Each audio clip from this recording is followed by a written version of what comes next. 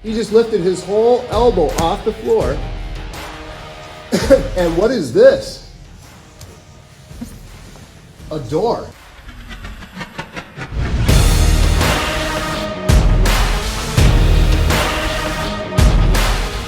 He just hangs out here. Well, what point is it? Obviously, he didn't start a fight just to hug me. He started a fight to finish me. Agree? Mm-hmm. It's his continued movement forward. So go ahead, submit.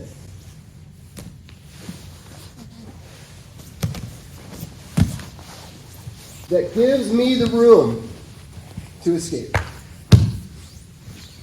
Because in order for him to attack, he's got to open up. What did he do with his elbow immediately when he started attacking? Do it again. Just so they can see. So get me in that hold where you feel like I can't escape. And now go, yep. What just happened? Freeze. You just free up that whole side of your body. Yep. He just lifted his whole elbow off the floor. And what is this? A door. So in order for him to isolate the arm and begin to take this off, because he can't finish this arm lock without this arm. He's got to take it off my head, which in doing so, again, puts him at a risk of opening up too far. So what's the hurry? This guy comes in, he's tackled me, he's got me in side control. I'm able to pull his shoulder down off my carotid, so I'm hanging out. What is the hurry? I can tell you what the hurry is. Sportification of jiu-jitsu, because we have time limits. And you have penalties for stalling. Because people paid a ticket to see action. Fair enough. It's a sport. I get it. There's points. But not a fight. Not a street fight. Not jiu-jitsu. Jiu-jitsu doesn't have time limits. Doesn't care about points. It wants to win. It does not want to lose. And so in a real life scenario, who cares about time? Let him get bored. That's exactly what I'm waiting for. Fight's not progressing. So I'm going to teach two different techniques here to escape. And both are, I would say, relatively difficult if you try to do them while the person is in lockdown phase. So if they're super tight, super low, super flat, and now's the time I try to escape, it's really, really bad usage of my time and energy. It's so much better to be here, even if he's isolated this arm. Yes, I've got to be careful of a straight arm bar. I've got to be careful. But if I get this elbow like in the dent of his hip, just hanging out waiting, or I'm up here and I'm using this to pull down, cool. I'm just going to hang out. As soon as he starts to move, go ahead and try to attack.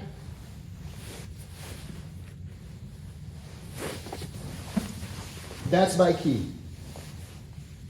And as long as I get this in here, I can bring my feet back in, go back to open guard.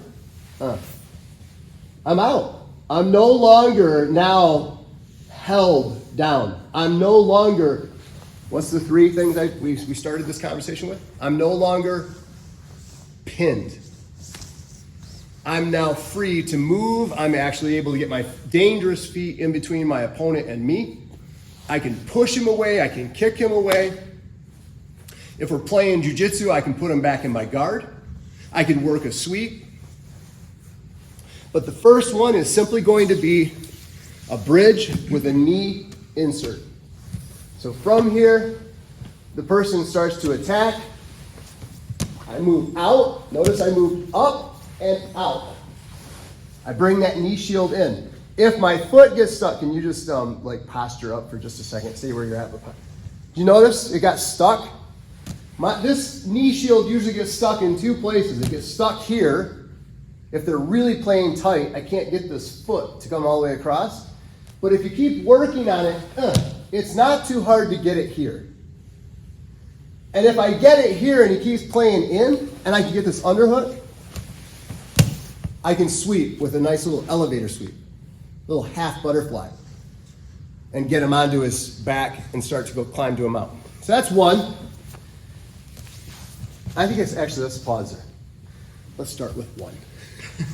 Let's start with one. Okay? That's all I want you to do. And I want you to do it 5 times each. This person is not going to be going any more than 15, 20%.